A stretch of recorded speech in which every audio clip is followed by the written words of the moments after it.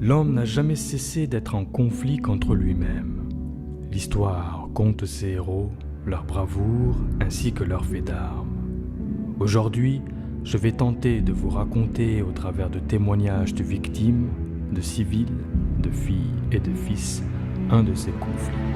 Tenter de comprendre ce qui anime ces héros de l'ombre, ces oubliés de l'histoire. Partager avec vous leurs valeurs, leurs combats pour survivre. Et ainsi peut-être révéler aux yeux de tous qui sont ces véritables héros.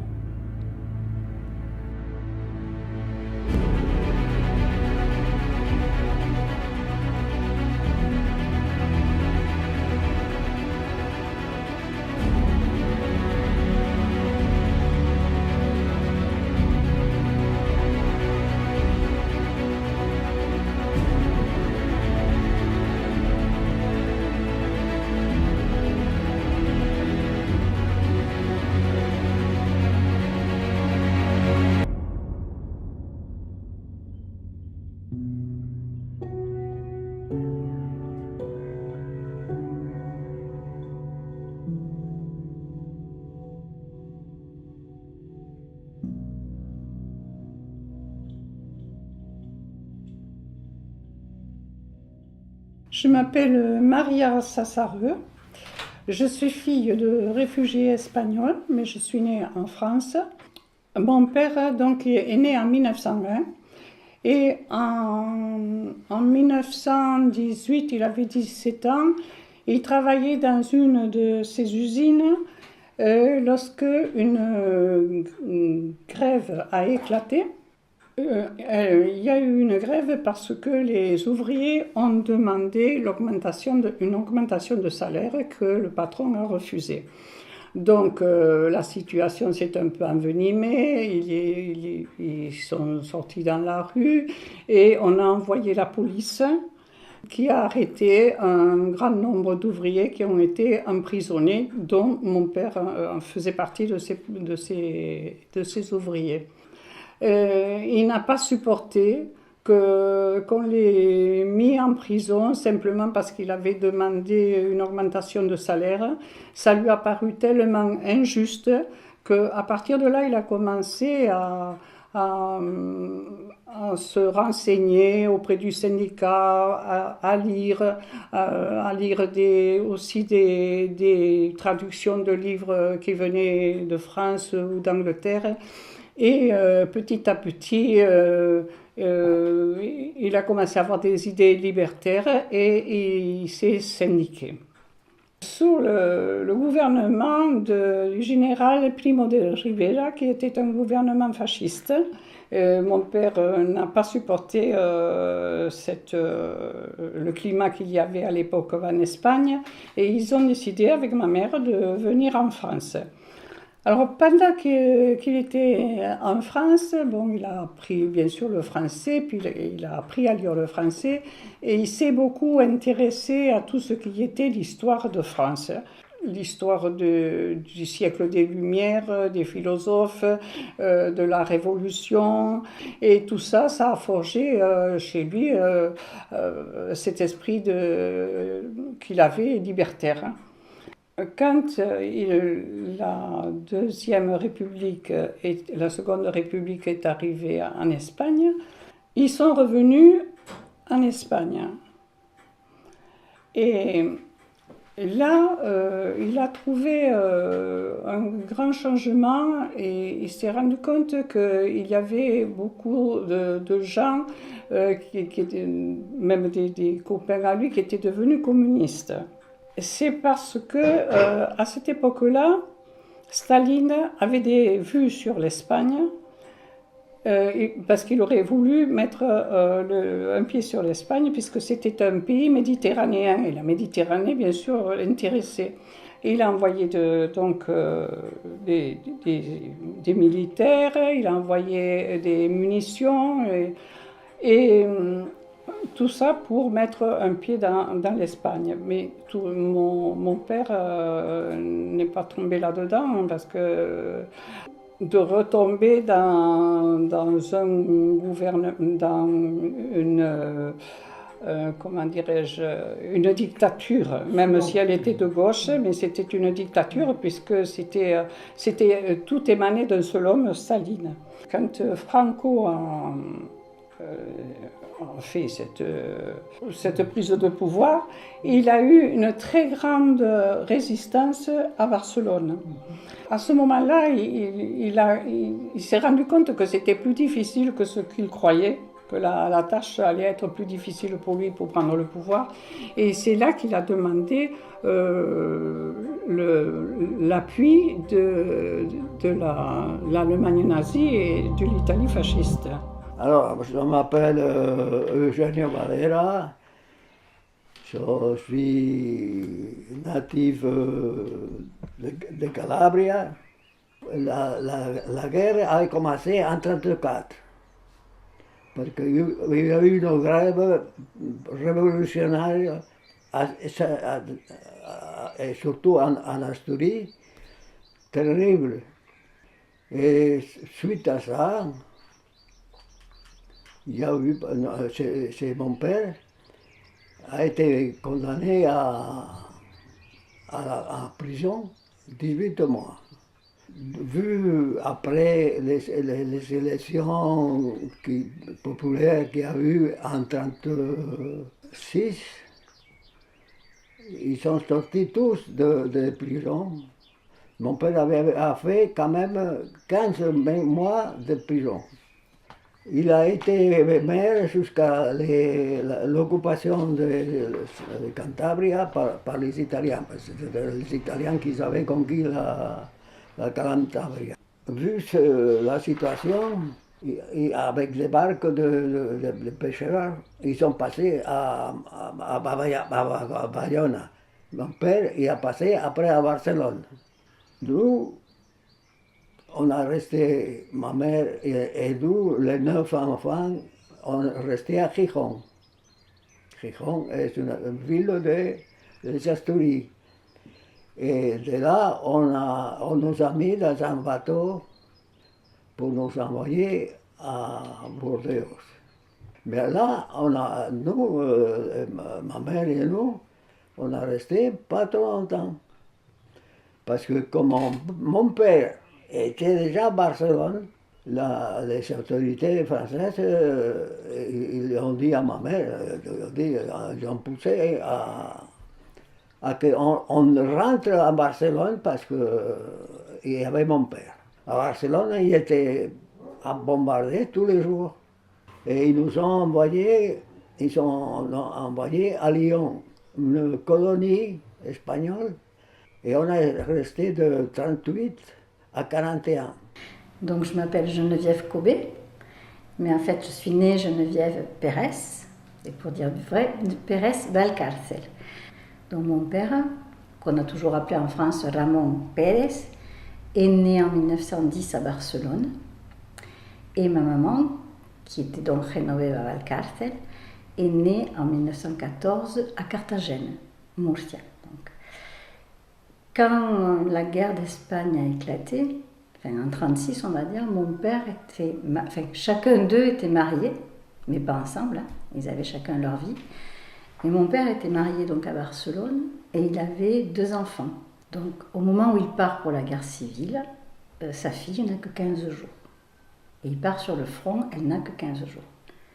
Ma mère, de son côté, donc s'était mariée avec aussi un républicain et elle a eu une fille, Aurore, qui est née en 1936. Ma mère va rester par contre en Espagne pendant toute la guerre.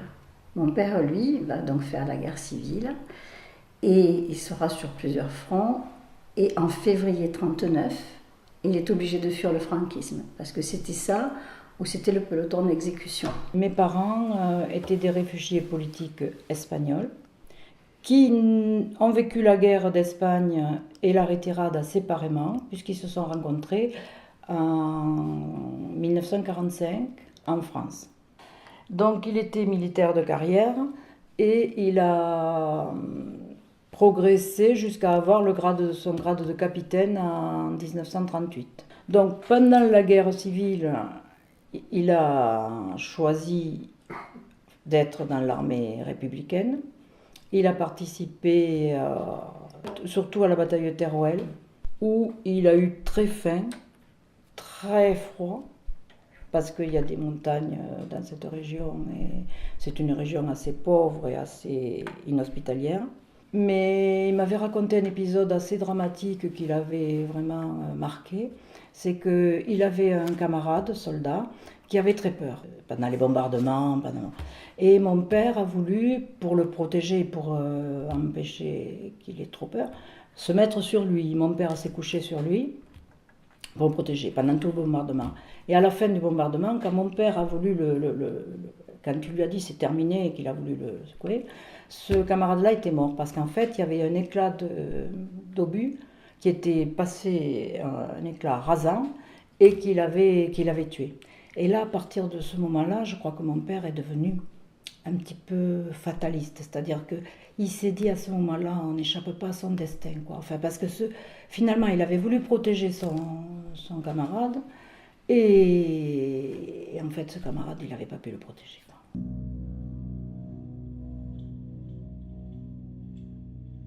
Alors, je m'appelle Comas Martin, je suis né le 12 mai 1948, fils de réfugiés, et je suis fils de réfugiés politiques espagnols.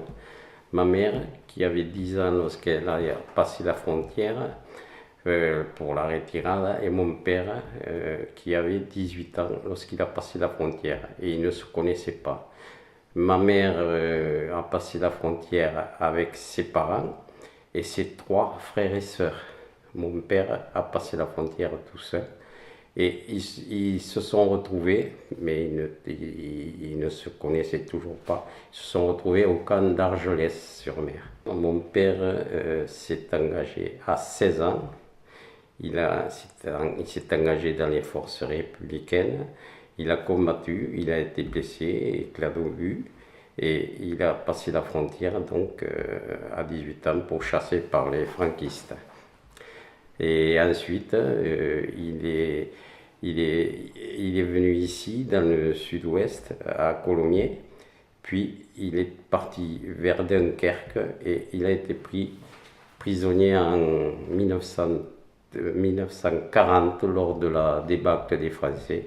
Il voulait traverser la mer pour aller en Angleterre et il a été pris par les Allemands et il a été déporté à Mauthausen, en Autriche. C'est un camp de concentration, plus spécialement d'extermination. C'était un camp très dur. Et il en est ressorti, libéré par les Américains en mai 1945. Et il est revenu ici et retrouvé son frère qui, lui, avait passé la frontière aussi. Et ils se sont retrouvés parce qu'il s'était écrit à Colomiers. Asturies a été un terrain de guerre civile très dur au début. Et en 1937, donc, mon grand-père était engagé aussi. Il était avec les forces républicaines. Il a été lui aussi blessé gravement par des éclats d'obus, puisqu'il avait un bras coupé ici et l'autre, les 4 doigts. Et malgré tout, il a toujours travaillé. C'était incroyable la force de cet homme.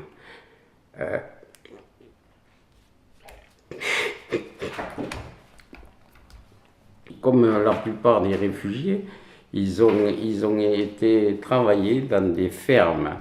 Alors eux, toute la famille s'est retrouvée d'abord dans le Massif central, à Saint-Flour, dans une ferme. Anecdote, ma mère à 12 ans gardait les vaches et les autres travaillaient puisqu'ils étaient plus âgés. L'aîné avait à cette époque 20 ans, travaillait à la ferme comme mes grands-parents. Le plus dont on parlait avec ma sœur et lui, surtout dans les repas de famille avec son frère, c'était le passé dans ces camps. Et c'était terrible à décrire. Je n'en parlerai pas là, mais c'était des souffrances, et puis il fallait survivre, vivre, mais surtout survivre, parce que c'était un camp il y avait une carrière, ils ont construit, les prisonniers, ils ont construit des marches monumentales, 150 marches en granit, et c'était là c'était ils faisaient leur tombeau, puisque ils arrivaient pas, ils leur mettaient des rochers derrière le dos, et certains n'arrivaient pas, et on les faisait forcer à aller au bout, et après on les faisait jeter, enfin atroce, et je ne vous parle pas de tout le reste qu'ils ont passé, parce que c'était abominable. La faim, la soif, ils n'avaient rien à manger.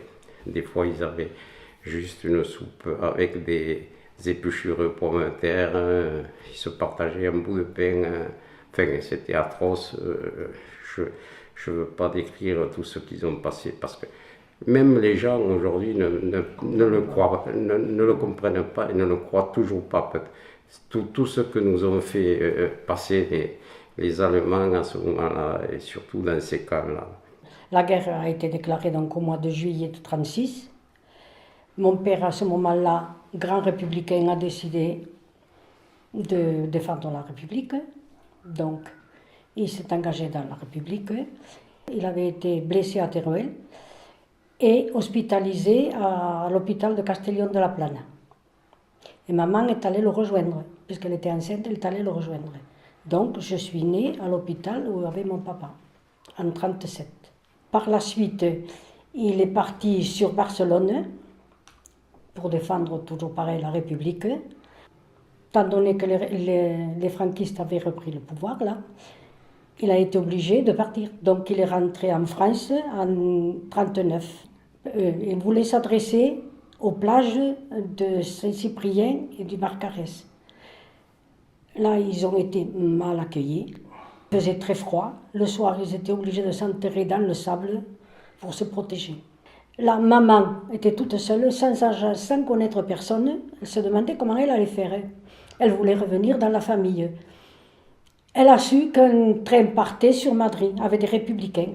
Elle est allée trouver le commandant. Le commandant lui a dit non, on ne veut pas de femmes dans le train. Puis elle a dû avoir pitié de nous, parce que j'avais 6 semaines à l'époque. Il a dû avoir pitié, il nous a mis dans un train, il nous a dit vous le mettez là et vous en occupez plus. Après ça, on est revenu sur Madrid. De là, on est parti à côté de Varsovie, dans un petit village. Et là, on était surveillés par les gardes civils. On a passé des journées très, très, très difficiles.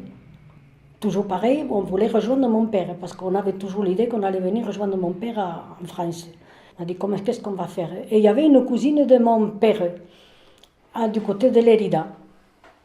Alors on a décidé de partir à Lérida. On est allé chez elle, elle nous a accueillis pendant 3 mois. Et là, entre-temps, mon père s'est arrangé pour trouver un passeur, pour passer clandestinement. On est arrivé clandestinement avec maman, on est parti de Lérida sur Saint-Sébastien. À Saint-Sébastien, il y avait quelqu'un qui nous attendait, le passeur. Il avait un petit bateau de pêche. Il nous a dit, bon, si vous voulez, c'est le moment de traverser. Donc, on nous a mis dans ce petit bateau, sous des toiles, parce qu'il ne fallait pas qu'on nous voie. Il nous attendait là-bas. Il nous a menés dans un hôtel à Saint-Jean-de-Luz. Seulement, là, c'était pareil. On arrivait le matin pour déjeuner et il fallait partir sur la plage toute la journée. Parce qu'on avait peur des contrôles. Donc on revenait que le soir à l'hôtel manger et on se couchait. Et le lendemain, on repartait. Et sur la plage, on passait la journée avec un sandwich. Là, mon père est venu nous chercher 2 jours après pour revenir sur la région toulousaine. Parce que son idée à lui, c'était toujours de revenir vers la région toulousaine. Donc on est revenu vers la région toulousaine. Et là, il nous a accueillis dans le camp du Recebedou, parce que c'était sa résidence actuelle. Et voilà. Et de là, on est resté en France. Là, j'ai été reconnue en tant que réfugiée apatride, ainsi que maman. Maman, elle était que réfugiée. Et par la suite, on nous a donné les papiers. Moi, j'ai eu une carte de travail, parce qu'on nous a gardés jusqu'à l'âge de 20 ans. J'étais toujours, oui, même 21 ans, j'étais toujours française, réfugiée française. Donc lui va vivre la retirada. Il va traverser les Pyrénées. Alors je ne connais pas le lieu exact où il a traversé. Par contre, lorsqu'il arrive, il arrive au camp du Vernet d'Ariège. Et il va être interné de février 1939 à juin 1939. Là, il va partir pour un autre camp, mais un camp de travail, qui est le camp de Mailly dans l'Aube. Et il va travailler donc pour ce camp-là, et il ira jusqu'à Belfort. Et c'est à Belfort qu'il est fait prisonnier par les Allemands en janvier 40. Et dès qu'il est fait prisonnier, il est déporté au camp de concentration de Mauthausen. Tous les travailleurs étaient plus ou moins des étrangers là-bas, et donc le fait qu'il soit républicain espagnol, il a été interné avec le S de Spain, donc il avait un triangle bleu avec un S rouge à l'intérieur, qui était celui des déportés politiques espagnols. Donc quand il a été interné à Mauthausen, il a été dès janvier 40, et il le restera jusqu'au 5 mai 45, date à laquelle les Russes vont venir libérer le camp. Et ils vont d'ailleurs se rendre compte des atrocités qui ont pu s'y faire. Du coup, à partir de ce moment-là, mon père va vivre un enfer. Parce que déjà, il a tout perdu en quittant l'Espagne. Donc, il a perdu sa famille, il a quitté le peu de choses qu'il avait. Il n'a pas le moyen de les contacter, il ne sait pas où ils sont. Et il va être totalement détruit parce que là, il va vivre les brimades, les coups, la faim, le froid, comme tous les gens qui ont été déportés, mais je pense qu'on n'a pas idée de ce qu'ils ont vécu réellement. Et le fait qu'il soit cordonnier, comme c'était un métier qui était utile au SS, aux nazis, entre guillemets, il va être épargné. C'est-à-dire que lui va travailler de nuit et il va réparer les bottes, les vêtements en cuir des nazis. Il n'ira pas, ou il ira très peu, à la carrière, là où sont morts énormément de ses compatriotes. Par contre, la nuit, se pratiquaient les tortures, se pratiquaient les exécutions. Donc il a été témoin de tout ça. Et par contre, le fait qu'il travaille de nuit, je sais, alors par d'autres, par des compagnons de détention, qu'il a pu voler, par exemple, des pommes de terre, des choses qui étaient jetées, des épluchures, et il les ramenait au baraquement pour donner à manger, en quelque sorte, à ses co-détenus, qui, eux, partaient le lendemain matin pour aller travailler à la carrière. Donc, quand il va sortir des camps, c'est plus le même homme. Il est traumatisé à vie, il va revenir malade, donc il va revenir comme tous, avec la peau sur les os. Il a perdu un œil parce que le coup de poing d'un capot fait que son œil s'est vidé. Et puis il a des gros problèmes respiratoires, donc jusqu'à son décès, en août 65, alors qu'il allait faire 65 ans, jusqu'à son décès, il est insuffisant respiratoire. Donc moi, c'est un homme que j'ai toujours connu vieux, malade, et qui ne pouvait plus, par exemple, il ne pouvait plus dormir. Il passait ses nuits éveillé, à boire des litres de café, parce que pour lui, la nuit le renvoyait à tout ce qu'il avait vécu. Donc c'était des cauchemars qui le hantaient, c'était des moments insupportables. Donc lui, en fait, lorsque le camp est libéré, il va quitter Mauthausen, il va passer par Paris, et après il arrive justement dans la région toulousaine, puisqu'il y a une forte concentration d'Espagnols, notamment des compagnons qui ont été avec lui à Mauthausen, qui se sont installés au Recebedú. Et quand il arrive au Recebedú, il écrit à son épouse pour qu'elle puisse venir le rejoindre avec ses 2 enfants. Et là, il reçoit une lettre, que j'ai ici d'ailleurs.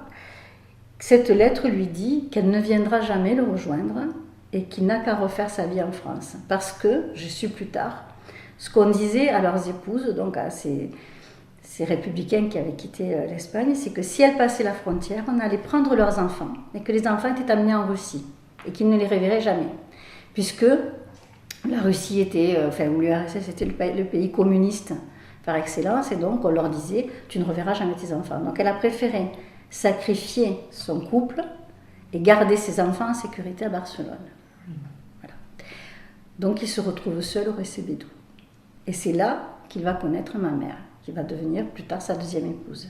Donc ma mère en Espagne, avant la guerre, se trouvait dans un couvent de religieuses parce qu'en fait, elle a perdu son père à l'âge de 5 ans et sa mère était obligée de travailler et ne pouvait pas s'occuper des enfants. Donc ma mère a traversé les Pyrénées en fait avec sa mère et ses deux frères en 1938. Et ils sont arrivés par le col de Vénasque. Je crois qu'ils avaient peur parce que les villages et les villes étaient bombardés, parce que il y avait aussi des gens qui étaient tués sur dénonciation. Enfin, la guerre civile, c'est une période qui est assez compliquée et difficile à vivre dans les villages. Et donc, je pense qu'ils avaient peur et qui préféraient partir. Bien sûr que c'était avec les yeux d'une petite fille de 13 ans, mais elle a subi cette période vraiment de façon très très difficile. Parce que bon, elle a eu peur, elle a eu froid, elle a eu faim, elle a vu des choses difficiles aussi, parce que par exemple, pour la traversée dans les Pyrénées, elle a vu une maman tomber dans un ravin avec un bébé dans les bras. Donc c'était pour elle tout ça, pour une petite fille de 13 ans, elle l'a vécu de façon très très compliquée. En plus, quand elle est arrivée après à Montauban en juin 1939, dans un refuge, disons, qui les avait accueillis à Montauban, qui accueillait des immigrés, là elle a perdu son petit frère. Elle avait déjà perdu son papa à l'âge de 5 ans. Il y avait la guerre et traversait les Pyrénées sous les bombes et les bombardements et en traversant des choses difficiles. Mais elle a surtout vu mourir ce petit frère qu'elle aimait beaucoup. Et là, pour elle, ça a été très très dur. En février 1939, quand la guerre a été perdue en fait pour eux, pour la République, les militaires ont cherché à passer la frontière parce que mon père se trouvait à ce moment-là assez proche de la France. Et qu'en France, on accueillait surtout les populations civiles. Mais enfin, ils sont débrouillés à passer par les Pyrénées parce qu'ils nous racontaient que c'était la première fois qu'ils touchaient la neige, en fait, puisque lui était dans une région en Andalousie où il n'avait pas connu ça, et qu'il avait eu très très froid, très très faim. Il ne pouvait pas faire de feu parce que sinon il pensait qu'ils allaient se faire repérer. Enfin bref, c'était assez difficile les conditions. En fait, ils ont été accueillis par la population peut-être un peu à leur passage pour leur donner quelques vivres ou quelques choses comme ça. Mais après, dès qu'ils se sont retrouvés en France, surtout qu'il était avec sa tenue militaire, et donc ils se sont fait repérer et récupérer et amener au camp d'Argelès. Et là, il a été transféré au camp de Sept-Fonds parce qu'en fait, le camp de Sept-Fonds était un camp où on accueillait les ouvriers spécialisés. Et là, mon père, il n'avait aucune profession, mais il a eu l'idée, son grand-père en Espagne tenait une boulangerie, il a eu l'idée de dire qu'il était boulanger. Bon, il n'était pas plus boulanger que moi je ne peux l'être. Donc là, il est sorti le 4 janvier 1940 de ce camp de Sept-Fonds, parce qu'il y a un monsieur qui est venu, qui était le boulanger de Bressol, dans le Tarn-et-Garonne, et qui recherchait un ouvrier boulanger. Donc mon père a dit, moi, je suis ouvrier boulanger, voilà. Et il est parti avec ce monsieur, et là, il est arrivé dans cette boulangerie, dans cette famille, et pour lui, c'était vraiment le bonheur d'arriver là, même si on le faisait travailler dur, s'il travaillait un grand nombre d'heures, et il était vraiment content d'être dans cette famille et d'être, disons... Ce n'était plus le camp. Ce n'était plus le camp. Du camp à Argelès, il savait qu'on était à Lyon, il a pris la escapette et il est venu à nous voir. Et tant que la France était divisée, parce qu'il y avait la France occupée par les Allemands, à ce moment-là, la situation de la colonie s'aggrave Mon père, qui était réfugié de la colonie, il nous accompagnait à Lyon, parce que c'était à Lyon la colonie. Et de là, on nous met dans le train et on arrive à Barcelone, nous, de nouveau. Parce que mon père, il n'y avait pas beaucoup de papiers. Hein. C'était les Alpes-Maritimes. Il a travaillé une année. De 42 à 43. Après, nous, on était déjà partis. Il se met dans le maquis. Et il est resté jusqu'à la libération de la France, dans le maquis. Ça, c'est pour mon père. Mais il a été malade, très malade, très fragile. Il pesait 32 kilos. Bon, alors, toute la famille est à Barcelone. Ma mère faisait des ménages, mais la pauvre n'arrivait pas. On était 9 enfants. À partir de 41, qu'on avait arrivé de la colonie, la 41 et 42 à Barcelone, ça a été l'année la plus froide et la misère la plus immense qu'on avait passée nous. Mais c'était une baraque de bois. Quand il pleuvait, il passait à travers de haut à bas, c'était comme ça. Et de là, on a commencé à travailler un peu. Et on était si pauvres que quand ils donnaient la ration,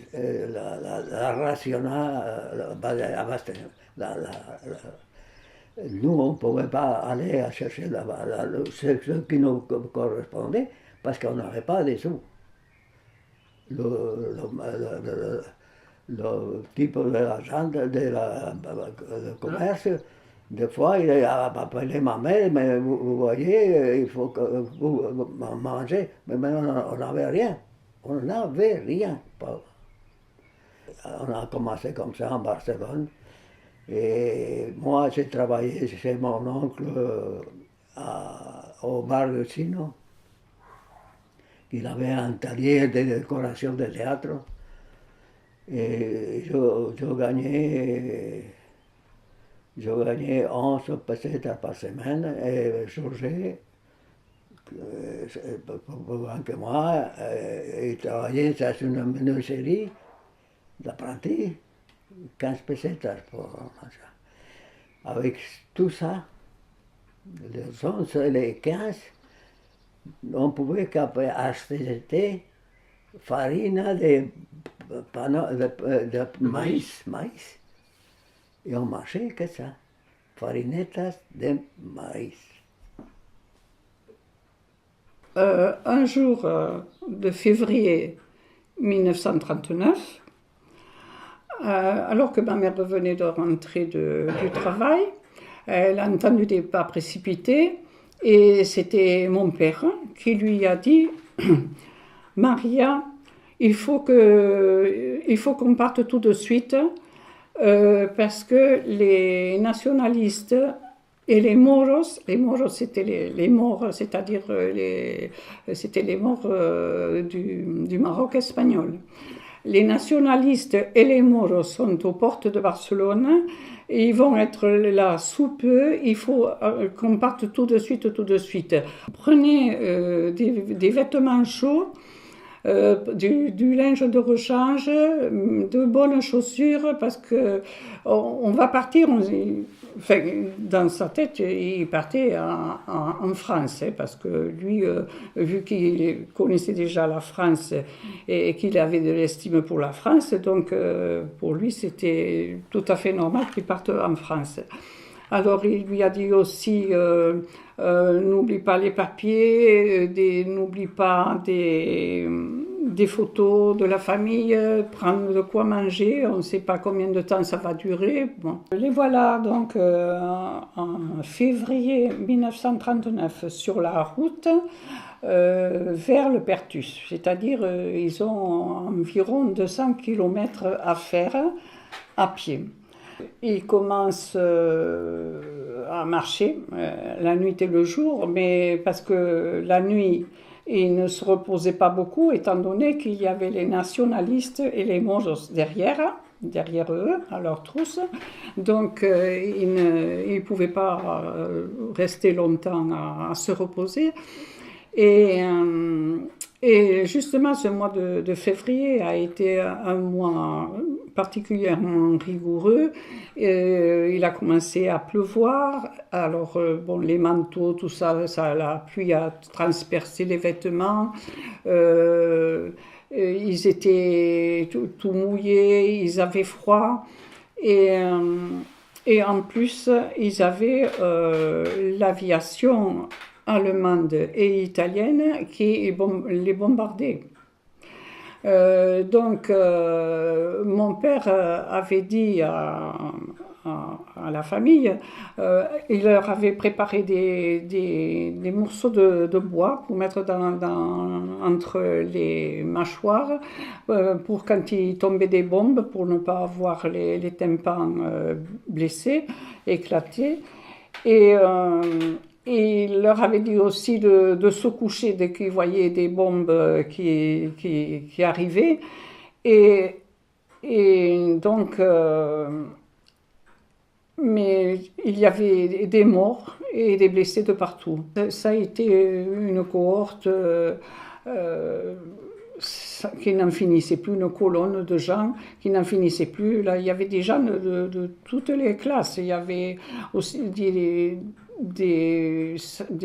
ouvriers, des paysans, des intellectuels, des médecins, il y avait des militaires aussi, ceux qui étaient restés fidèles à la République. Il y avait des artistes, il y avait même, avec nous, il y avait même une dame qui avait été ministre de la Santé, sous la République, et qui est venue, qui est passée à la frontière avec nous. Et après, au fur et à mesure qu'ils arrivaient vers les Pyrénées, la neige a commencé à tomber. Et bon, les gens tombaient aussi comme des mouches parce que entre les bombardements, le froid et le manque de sommeil, le manque de nourriture, bon, ils étaient fatigués, ils n'en pouvaient plus, quoi. Et bon, et puis le spectacle était horrible parce que on voyait des gens morts dans les fossés, des femmes avec des enfants morts avec elles, qui ne voulaient pas les laisser, qu'il fallait obliger de les laisser. Enfin, ça a été une apocalypse, quoi. À un moment donné, ils ont entendu « Llegamos al Perthus ». C'est-à-dire, nous arrivons au Perthus. Alors là, bon, ils étaient tellement heureux parce que tout ce monde, l'idée qu'ils avaient, c'était d'arriver à la frontière française, d'être en France, où ils pensaient qu'ils allaient être accueillis, parce qu'à l'époque, la France, c'était aussi la gauche. Donc, ils pensaient qu'ils allaient être accueillis par une France ouverte, une France chaleureuse. Et quand ils sont arrivés, après avoir attendu plusieurs heures, parce qu'ils ne sont pas passés de suite non plus, ils attendaient les ordres des préfets ou je ne sais qui, le premier mot qu'ils ont appris, ça a été « Allez, allez !» Et ce mot était dit d'une façon dure. C'était pour les faire avancer plus vite, alors qu'ils avaient quand même déjà 200 km dans les jambes, pour les faire avancer plus vite. Et comme ça n'allait pas assez vite, ça a été des coups de crosse. Et Et ensuite, les gendarmes ont dit « Allez, les hommes de ce côté, allez, les femmes de l'autre ». Alors là, ils ont compris qu'ils allaient être séparés. Alors là, ça a été des hurlements, les femmes qui s'accrochaient au mari, les enfants qui pleuraient. En fait, ça a été vraiment l'apocalypse, il paraît. Hein.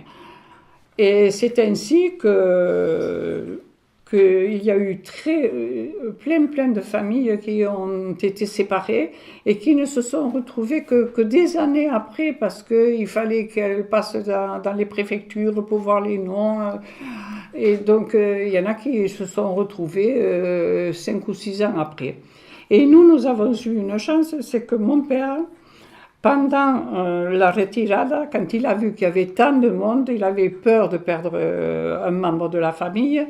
Et il a dit, si jamais on venait à être séparés, vous envoyez un courrier à la poste restante de Béziers et moi je ferai de même.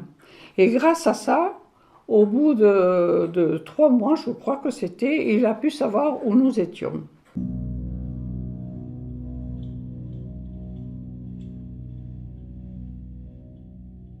Ben, voilà, deux personnes qui avaient vécu des choses, qui ont traversé des choses très difficiles, mais bon, mon père n'a pas voulu nous faire porter ou nous transmettre ce fardeau.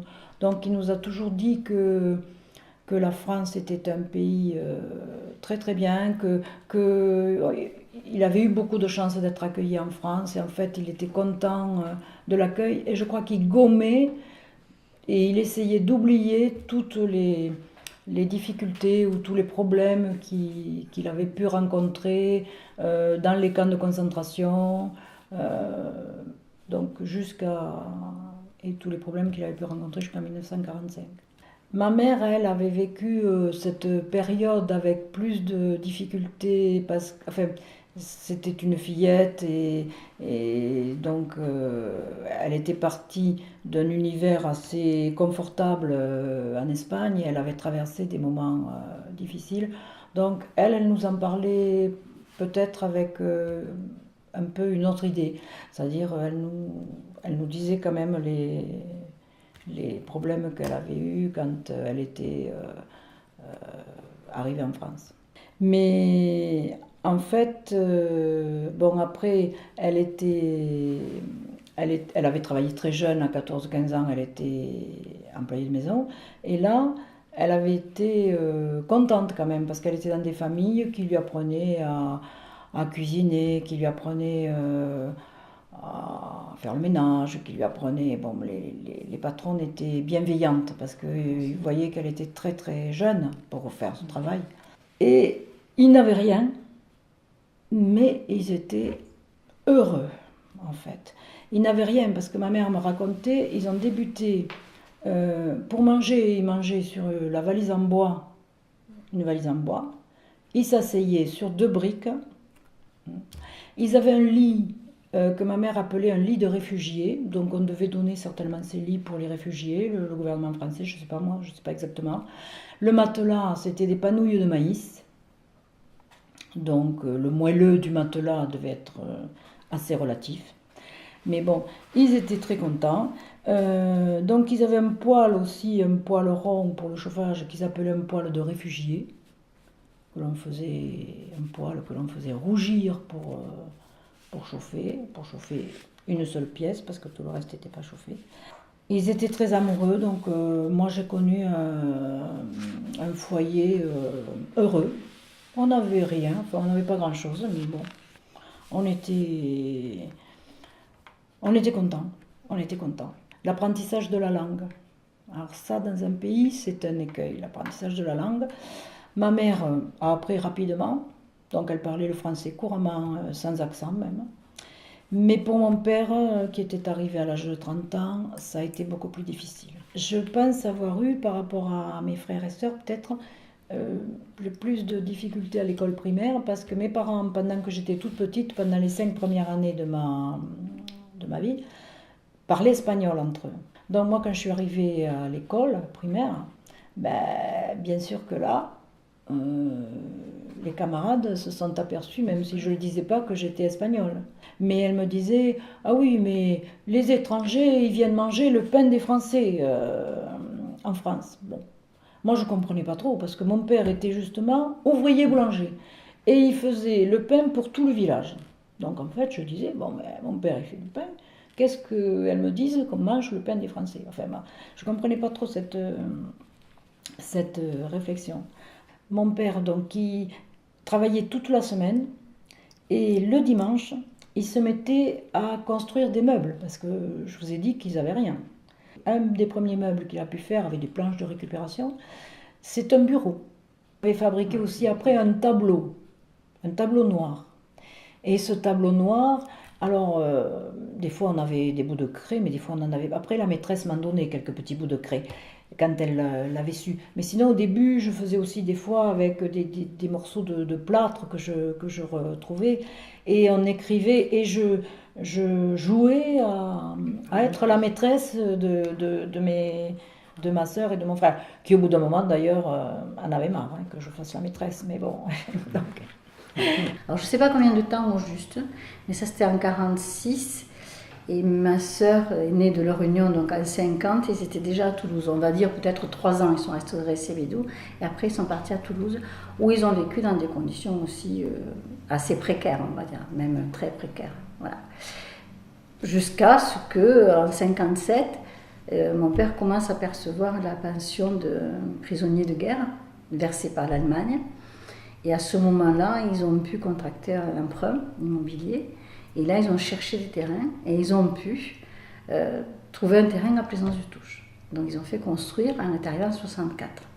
Et pourquoi est-ce qu'ils ont choisi Plaisance? Ben parce qu'il y avait déjà des Espagnols qui avaient été avec lui à Mauthausen, dont M. Comas, M. Dominguez, et que, pareil, la communauté s'est recréée. Ce quartier-là, ils l'appelaient le quartier Madrid. Pour pouvoir avoir l'électricité, ils ont dû acheter tous les pylônes électriques depuis la route des Vitarelles jusqu'à leur maison, puisqu'il n'y avait rien. Par contre, ça leur a permis, à partir du moment où ils ont été à Plaisance, de vivre décemment. C'est-à-dire on avait une maison, alors ça paraît anodin aujourd'hui, mais avec une salle de bain, on n'en avait pas à Toulouse. Ils avaient un peu de terrain, donc ils ont fait un potager. On a eu des volailles, donc il y a eu poules, lapins, etc. Donc on a pu vivre.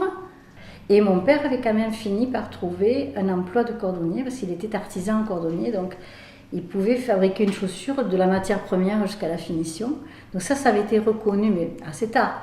Mais il a une entreprise qui l'a pris pour faire des modèles uniques. Et maman, elle a continué à faire quelques ménages. Donc jusqu'au bout, elle a fait des ménages. Donc avant qu'on arrive à Plaisance, je suis née à Toulouse. Et je suis née espagnole, puisque mes parents étaient tous les deux espagnols. Je suis née d'un couple adultérin, ils n'étaient divorcés ni l'un ni l'autre, et le divorce était interdit en Espagne. Donc il a fallu attendre 61 pour qu'ils obtiennent chacun la possibilité de divorcer avec leur propre conjoint. En 61, quand ils ont obtenu ça, ils se sont mariés, et ils ont pu nous reconnaître, ma sœur et moi. Et voilà. Et donc, merci à la France de les avoir accueillis. Et vous-même avez été naturalisée en 61? Alors, j'ai été naturalisée en 61, en même temps que les parents. Voilà. Après, il y a eu d'autres lois, la loi du sol, etc. Mais moi, je suis née espagnole, de parents espagnols, et j'ai été naturalisée française en 61. Et j'ai pu obtenir la nationalité espagnole il y a maintenant 5 ans, donc j'ai les 2 nationalités, parce que l'Espagne a reconnu qu'elle avait,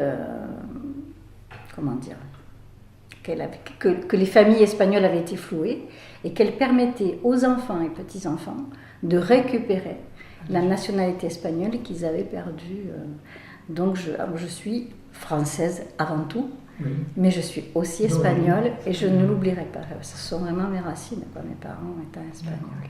Après, moi, voilà, je pense que mes parents étaient excessivement reconnaissants à la France, et ils ont tout fait pour se fondre dans cette société qui les avait accueillis, même si ça n'a pas été facile toujours. Et moi, je pense que, je suis certaine que les valeurs de la République, c'est pas un vain mot, quoi. C'est grâce à cela que moi j'ai pu faire des études, et que maintenant je vis décemment en France comme une citoyenne française, quoi. Y a pas, même si les premières années ont été difficiles, pour eux surtout. Le message que j'ai à transmettre, c'est que le devoir de mémoire existe, il faut le perpétuer. C'est ce que je dis chaque année au Monument aux Morts, puisque en tant qu'élu, le maire me laisse dire un message pour la journée de la déportation, et c'est ce que je dis chaque année. Il faut que les jeunes sachent un peu et continuer à commémorer cette date.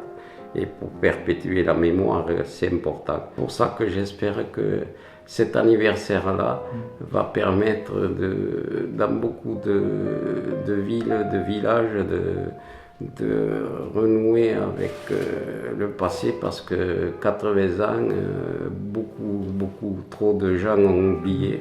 Et comme vous le dites, peu de personnes connaissent cette histoire tragique, puisque ça a été le berceau de la guerre qui est arrivée en 39-45. Hein. Si, il y a un message à donner aux jeunes, c'est qu'il faut qu'ils soient quand même vigilants. Il faut quand même qu'ils s'intéressent à ce qui se passe, parce que bon, la liberté, elle est très vite perdue. Hein. Eux, ils sont nés, ils ont la chance de vivre dans un pays libre, mais la liberté, c'est quelque chose qui est fragile. Et donc, il faut la défendre, oui. Il faut la défendre pour la garder. Il faut être vigilant, voilà. Il faut être très vigilant.